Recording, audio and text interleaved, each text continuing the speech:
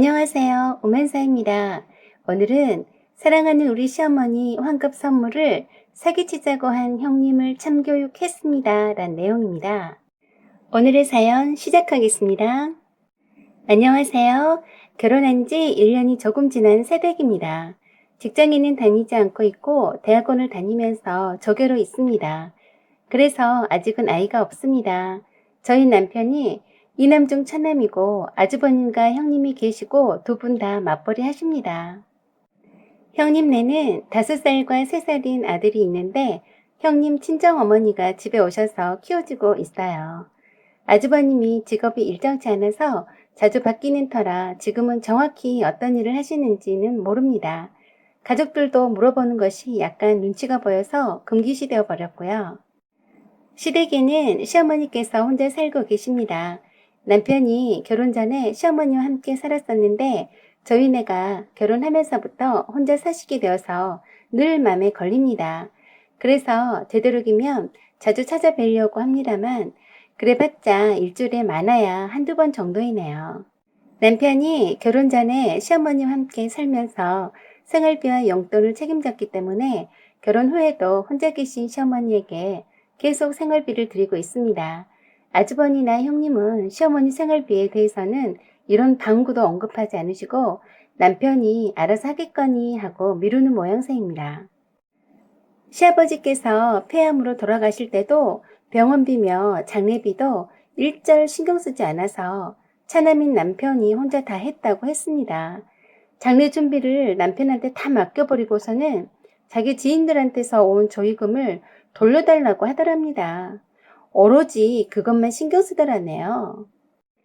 기가 막혔지만 부딪히기 싫어서 몇 푼 안 된 것 같으니 먹고 떨어져라 하고 줘버렸답니다. 시아버지 병상 지키는 일도 시어머니와 남편이 도맡아 했는데 아주버니는 몇 번 내다보는 것 말고는 신경 쓰지 않았다고 했습니다. 당시에 아주버니가 주식에 큰 돈을 잃어버려서 형님하고 틈만 나면 남편 앞에서도 아웅다웅하고 싸우고 시어머니 앞에서도 돈 타령을 하면서 자주 싸워서 형님네겐 돈 얘기는 꺼내지도 않고 남편 혼자 다 해나갔다고 했습니다. 처음엔 아주버니가 경제적으로 힘들어 보이니까 시어머니께서도 되도록이면 아주버님한테는 돈 얘기를 꺼내지 말라고 하셨고 남편도 그에 따랐다고 했습니다. 그렇게 습관이 된 듯 보였어요. 시어머니 보살피는 것도 저희네에게 다 맡기는 분위기입니다. 남편은 내 어머니이니 형님네가 어찌 하던 말던 상관없이 할 도리만 잘 하자고 하더군요. 시아버지께서 너무 이른 나이에 돌아가시게 되어서 시어머니가 늘 외로워 보였어요. 그래서 시어머니 환갑이 다가오자 남편과 저는 이벤트를 해드리고 싶었습니다. 남편은 돌아가신 아버지를 대신해서 시어머니께 기념으로 반지를 선물해드리고 싶다고 했어요. 저희네 결혼 예물 주고받을 때 시어머니 손가락에 금가락지 하나 없는 걸 보고는 마음이 아팠다고 했습니다. 그래서 주말에 남편과 함께 시어머니 댁에 가서 모시고 나와서 시어머니 좋아하시는 오리탕을 사드리고 그리고 보아두었던 금은방 집으로 모시고 갔어요. 그리고 시어머니께 환갑 선물로 반지를 해드리고 싶다고 했더니 한사코 싫다고 하시더라고요. 남편이 어차피 환갑 선물은 받으셔야 하니까 이왕이면 올해 기념이 될 수 있도록 반지를 골라보시라고 했습니다. 그리고 루비 반지를 권해드렸어요. 빨간색 루비가 사랑과 생명 그리고 부귀와 영원함과 애정과 전홈의 의미가 있어서 사랑과 건강을 바라는 의미에서 권해드린다고 했는데 시어머니도 평소에 루비를 좋아했다고 하셨어요. 그렇지만 시어머니는 예쁘다 라고 하시면서도 가격 먼저 물어보시느라 제대로 고르지 못하셨어요. 그래서 남편이 그리 비싼 반지가 아니면서도 고급스럽고 좋아 보이니까 골라보시라고 했고 점원에게 가격은 말하지 말아달라고 했어요. 저와 남편이 고른 반지와 목걸이 세트를 서너 개 놓고서 어떤 게 마음이 드신지 여쭈었습니다. 귀걸이는 하지 않는 편이라 싫다고 하셔서 화이트 골드 체인을 권해드렸지만 골드 체인을 원하셔서 반지 디자인과 펜던트 루비 목걸이도 세팅을 예약 걸어두고 왔습니다. 처음엔 시어머니께서 굳고 싫다고 하셨지만 막상 반지 끼워도 보시고 목걸이도 걸어보시더니 얼굴이 더욱 환해지시더군요. 시어머님 얼굴이 많이 상기되셨더군요. 반지와 목걸이 찾을 날만 고대하실 것 같았습니다. 남편은 해드리기를 정말 잘했다고 좋아했습니다. 그리고 나서 그날 저녁에 시어머니 환갑날이 한 달 앞이라서 형님과 의논할 겸 해서 전화드렸어요. 다른 때면 몰라도 제가 결혼해서 처음 맞는 시어머님 생신이고 겸해서 환갑일이기도 해서 잘 해드리고 싶은 마음에 한 달이나 남아있지만 미리 의논해보고 싶었죠. 형님은 시큰둥해 하시더군요. 요즘에 얼마나 칠순도 아니고 환갑을 다 챙기냐고 하시더라고요. 그래서 형님은 어떻게 하실 생각이시냐고 미리 의견을 듣고 싶었다고 했습니다. 그랬더니 각자 알아서 하자고 하시더라고요. 그러자 저는 좀 답답하더군요. 너무 무성의하게 대답하시는 거 하며 제가 잘못 전화한 것처럼 약간 무뚝뚝하더라고요. 그래서 안 되겠다 싶었어요. 제가 식당 예약해 놓을게요. 식당에서 가족끼리 밥 한 끼 먹는 걸로 끝내죠. 그날은 그래도 특별한 날이니까 형님이 맞춤 케이크로 준비해 주시면 안 될까요? 저희가 식당비나 어머님 선물은 준비할 테니까요. 했더니 어머님 선물은 같이 하자고 하더라고요.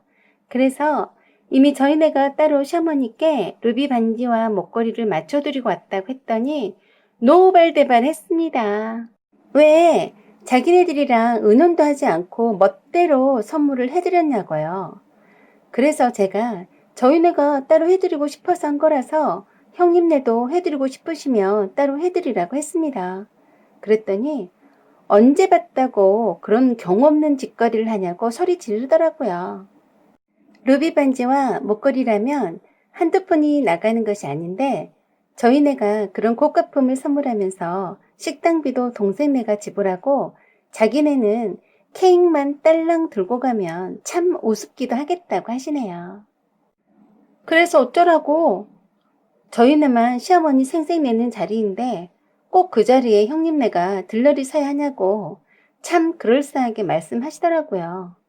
그래서 다른 의견 있으시면 말씀하시라고 했더니 시어머님 선물을 함께 하는 걸로 하자고 했습니다. 그러면서 루비 반지와 루비 목걸이를 얼마에 하기로 했냐고 묻더군요. 그래서 가격을 불러주었습니다.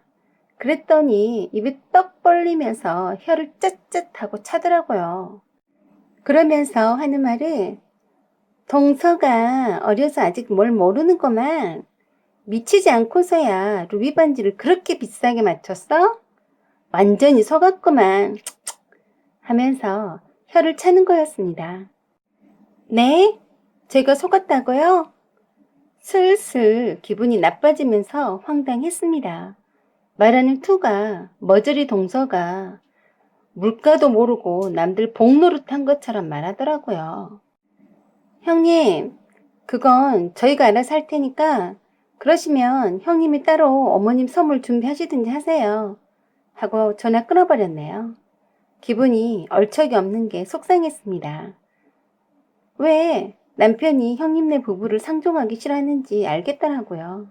제가 형님과 통화하고 나서 열받아 있는 것을 보자 남편이 도대체 형수가 무슨 말을 하는지 궁금하다며 통화 내용을 녹음해서 들어보자고 했습니다.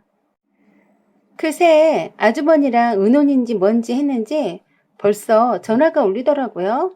형님이 말하기를 수영이 아빠도 미쳤다고 하네.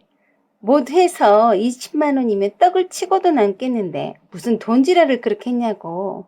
그거 취소하라네. 당장 취소해. 자네가 당한 거야. 하고 했습니다. 그러면서 예약금 걸어둔 게 얼마냐고 하더군요. 어쩌나 보자 하고 대답해 주었어요. 50만 원이라고요. 그랬더니 50만 원 포기하고 20만 원이면 충분히 좋은 걸로 루비 반지와 목걸이를 해드릴 수 있다고 해서 기가 막혔습니다. 그러면서 딱하다는 듯이 그렇게 사람들한테 속고만 살았냐고, 그렇게 물러 터져서 어찌 사냐고 하면서 걱정스럽다는 듯이 혀를 또 한 번 찼습니다. 정말 기가 막혔어요. 제가 속았다는 건 둘째치고 시어머니랑 직접 가서 맞춘 루비 반지를 함부로 취소하라 마라 하다니요. 뭐 이런 개 뺐다구 같은 인간이 다 있나 싶었습니다. 그래도 최대한 화를 누르고 물었어요. 형님, 시어머님이 직접 디자인도 고르고 맞춘 루비를 며느리 맘대로 취소하란 말씀이세요? 그건 안 되죠. 그랬더니 하는 말이 제 귀를 의심했네요. 눈이 나쁜 노인네가 뭘 아시겠어. 좀 이상하다고 눈치채실 것 같으면 자네가 맞다고 우기면 끝날 일이네.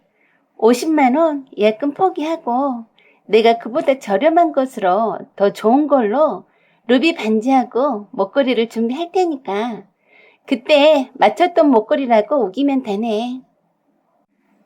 형님이 그렇게 말씀하시는데 전화 너머 언저리로 아주버님이 돈이 넘쳐서 주체를 못하나 보네. 다 늙어 빠진 노인네한테 무슨 루비 반지에 목걸이에? 에이구, 미쳤네, 미쳤어. 하는 겁니다. 저는 결심한 듯이 명료하게 말했습니다. 형님, 돈지랄을 하든 속아서 어머니 선물을 해드렸든 형님 돈 안 들어가니까 욕하실 필요 없으시고요. 시어머님 상대로 두 며느리 아들이 나서서 환갑날에 사기치자고 하시는데 기가 찰 노릇이네요.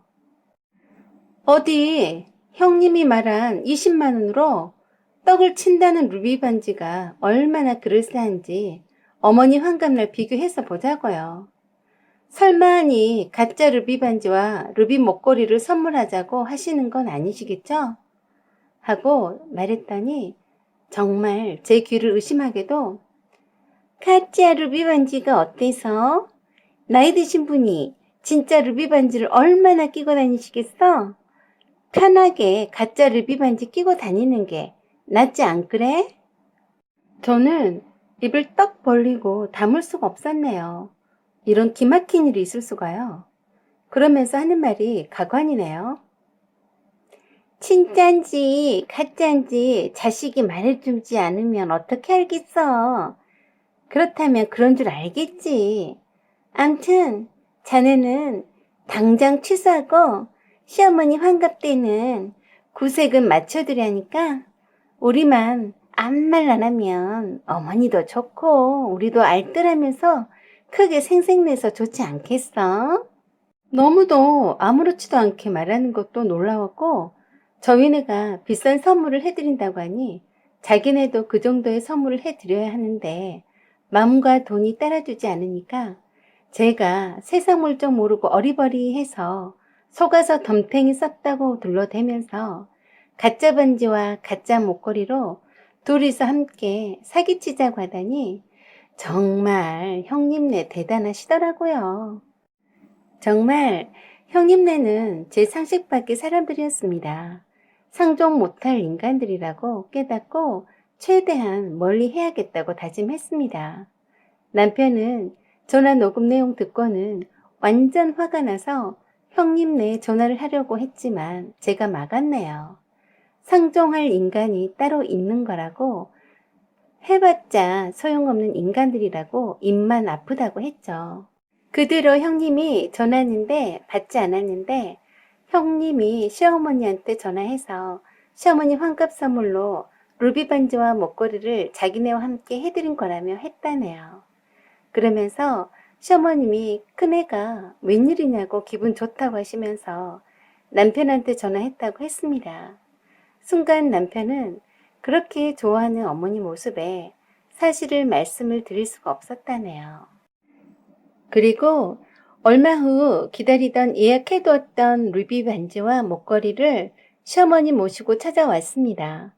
바로 반지 끼워드리고 어머니 환갑 축하드려요 하고 말씀드리니 고맙다고 하시면서 흐뭇해 하셨습니다. 시어머니는 큰아들 내도 불러서 삼겹살 구워 먹자고 전화로 부르셨어요. 그날은 주말 저녁이라 형님네가 집에 계셨습니다. 시어머님이 형님에게 전하시면서 루비 반지와 목걸이 받아왔다시면서 무척 마음에 든다고 고맙다고 하시면서 와서 고기나 구워 먹자고 부르시더라고요. 삼겹살 구워 먹자고 하니까 수박 한 통 딸랑 들고 왔더라고요. 웬일?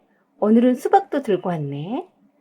생전 시어머니 보러 오면서 빈손이었는데 애들도 데리고 오면서 수박 사올 생각을 했다니 기특하더라고요.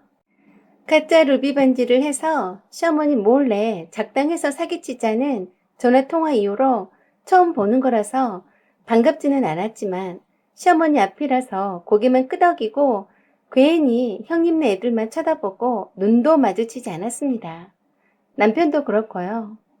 형님네는 어처구니 없는 말로 얼렁뚱땅 선물을 함께 한 거라며 거짓부렁이 하고 땡전 한 푼도 안 쓰고 무임승차려는 거지근성에 정말 밥맛 없는 식구들입니다. 한참 고기를 맛있게 굽고도 형님네 식구들 보니 입맛 떨어진 것 같아서 몇 점 먹지도 못했네요.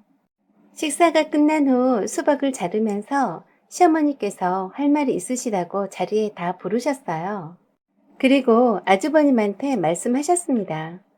오늘이 너를 보게 될 마지막이라고 말씀하시면서 너는 나를 다시는 찾지 않게 될 것이라고 했어요. 형님과 아주버님은 뜻밖의 말씀에 깜짝 놀라고 눈이 휘둥그레졌습니다. 시아버님이 돌아가시기 전에 그동안 오랫동안 묵혀두었던 땅을 자식들한테 절대 물려주지 말고 노대책용으로 갖고 있으라고 유언하고 가셨다고 했습니다. 그런데 그 땅이 개발 사업지가 되어서 토지 보상금을 받게 되었고 땅 시세가 많이 올랐는데 자꾸 팔라고 해서 그 많은 땅을 잘 관리해 줄 사람이 필요하다고 했습니다. 그러자 아주버니와 형님의 눈이 반짝반짝 거리더군요. 웬 행제야, 땅이라니. 시어머니한테 눈이 동그래져서 다가가더라고요. 저는 속으로 쾌재를 불렀습니다. 한 발 늦었네요. 그 땅 주인이 이미 따로 있걸랑요. 저랑 남편은 아무 말도 않고 그냥 덤덤히 듣고 있었다 했습니다. 시어머니께서 말씀을 이어가셨어요. 큰애 너도 알다시피 작은애가 그동안 네 아버지 병원비며 간병과 장례까지 그리고 집안일을 모두 군말하고 다 잘해줬어.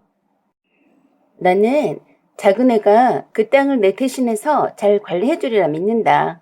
그래서 네 아버지가 물려준 알짜배기 모든 터지를 작은애한테 이전해주었다. 그 말을 듣자 아주머님이랑 형님이 눈이 뒤집히더군요. 형님이 눈을 부라리며 자기들도 자식인데 왜 안 주냐고 하시면서 달려들더라고요. 그러자 시어머니가 그러셨어요. 부모를 상대로 사기치는 자식이 자식이더냐? 하고 하시니까 그 무슨 말씀이냐고 시어머니께 형님이 소리 지르더라고요. 몰래 꽁쳐든 땅이 몽땅 동생네한테 갔다고 하니까 정신이 하나도 없는 눈치였습니다. 남편과 저는 속으로 쾌재를 부르면서도 모른 척 시치미를 똑 떼고 있었죠. 그 광경이 볼만하더군요. 아주버님과 형님이 자기네들한테 왜 그렇게 모질게 하시냐고 대들길래 시어머님이 그러시네요. 작은애야, 그거 녹음 틀어서 들려줘라. 그러자 제가 네 어머니 하고 큰 소리로 사기치자고 작당했던 형님의 목소리가 담긴 녹음 파일을 틀어주었습니다. 시어머니도 그 녹음 내용을 들으시고 또다시 화가 나시는지 내가 이렇게 말짱한데 나를 감히 뒷방 고려장할 늙은이로 보다니 니네들이 먼저 자식이길 포기했다. 당장 내 앞에서 꺼져라. 다시는 나타나지 마라. 하고 호통치셨습니다. 그리고는 남은 재산도 모두 작은애한테만 물려주고 떠날 테니 더 이상 나한테 아무것도 기댈 것 없을 테니까 내 눈앞에서 나타나지 마라. 고 엄청 세게 말씀하셨어요. 그러자 그걸 녹음해서 시어머니한테 들려줬다고 형님이 제 머리채를 잡으시려고 달려드니까 시어머니가 갑자기 튕겨 나오시더니 형님 머리채를 잡고 냈다 잡아채니까 뒤로 나자빠졌습니다. 그러시면서 하시는 말씀이 어디 시어머니한테 선물하는 동사한테 미친년이라고 하니?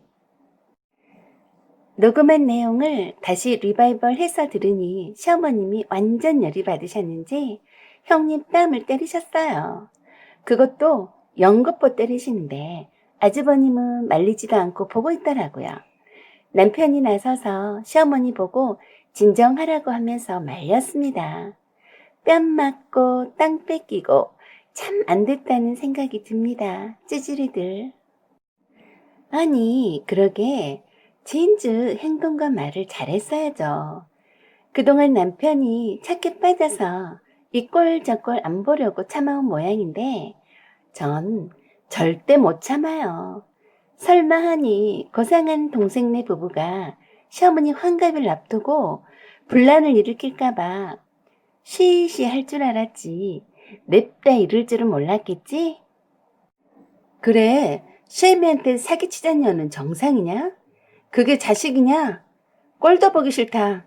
내 눈앞에서 나타나지 마라. 당장 나가! 하시더라고요. 그래도 형님과 아주버님은 반성하는 것 같지 않았습니다. 시어머니한테 소리를 고래고래 지르고 저한테도 몹쓸욕을 다 뽑았더라고요. 그러더니 두 부부가 둘이 서로 탓하며 쳐받고 치고받고 싸우는데 가관이 아니었어요.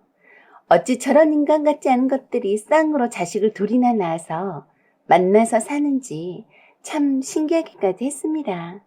끼리끼리 잘 만났군. 시어머니가 나가서 싸우라고 문 밖으로 밀어냈습니다. 시어머니한테 땅이 있는 줄 알았으면 엄청 알랑방구 까면서 효도한다고 난리 쳤을 텐데 지네들 잘못한 거는 반성하지 못하고 동생네한테 땅을 뺏겼다고 생각하겠죠. 머리까지 나쁘니 그 땅 뺏겨서 얼마나 아쉬울까? 안 됐네요, 형님. 조금만 잘해주면 기호를 인간들이네요. 저희네한테 절대 도움이 안 될 인간들 무자비하게 삭제해드릴게요. 전화번호도 지우고 시어머니 집과 저희네 집도 소리 소문 없이 이사갈 거고요. 시어머님 전화번호도 바꿔드릴 거네요. 절대 상종해서는 안 될 인간들이니까요.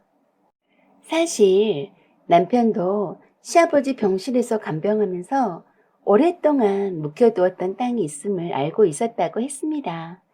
돌아가시기 전에 엄마를 부탁한다시며 남편에게 말을 해줬다고 했고요. 행여나 시어머니가 마음이 약해서 곧 죽어가는 아버지가 있는 병실에도 찾아오지 않는 불효자식인 큰아들한테 줄까 봐서 걱정하셨다고 했습니다. 처음부터 큰아들에게 땅을 물려주실 생각이 없으셨던 겁니다. 형님네가 웬만히 기본만이라도 했으면 시어머님과 돌아가신 시아버지가 그래도 큰아들한테 주지 않으려고 했을까 싶네요. 못되게 군 형님 때문에 저희네가 몽땅 그 많은 땅을 차지하게 되었으니 그것만으로도 형님을 참 교육했다고 생각합니다.